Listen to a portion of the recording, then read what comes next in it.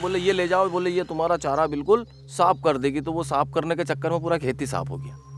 अरे पूछा उनसे कि हमारी 2 बीघा की सोयाबीन है और 30 किलो तुअर लगी हुई है हमारी। तो उन्होंने कहा भैया हमारी गारंटी कुछ भी नहीं होएगा, ले जाओ आप तो छींट दो। अब हमने कल छींट दी उसको, तो कल शाम को ही ये पोजीशन बताने लग गई थी। तो हमने सोचा बुखार टाइप आया है यार। 24 घंटे में मतलब ये मान के चलो 50% खत्म हो गई है। उसमें क्या सोयाबीन भी है और प्लस तुअर भी है।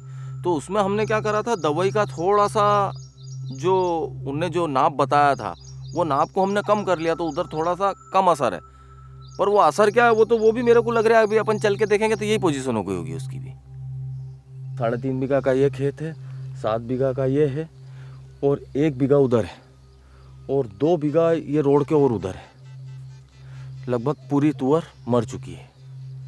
11-12 बीघा में लगी हुई है। 3 लाख रुपए का नुकसान है।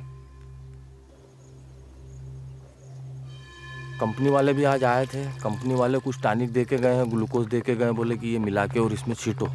तो छोटा किसान हो तो क्या करेगा। 11 बीघा की तुअर मरी जाना मतलब 1.5-2 महीने की तुअर मर जाना कोई छोटी मोटी बात थोड़ी है यार। अरे कई जगह हुए हैं, कई जगह सुनते हैं अपन कि वो उसके यहाँ ऐसा हो गया, उसके यहाँ ऐसा हो गया। नुकसान तो बहुत हुआ है।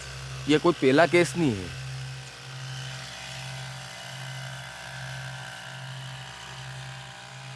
हालांकि उनने उनकी गलतियां सारी स्वीकार कर ली है। बोले हमसे गलती हुई है, हम इस चीज़ को मान रहे। तो हमने फिर उनसे ये भी बोला कि आप हमको राइटिंग में लिख के दे दो। तो बोले राइटिंग में नहीं देंगे, बोले कि जो भी है, नहीं तो फिर अगर नहीं सुधरी तो हम बैठ के अपन इसके ऊपर आगे बातचीत करेंगे, जो भी होगा इसका निर्णय लेंगे।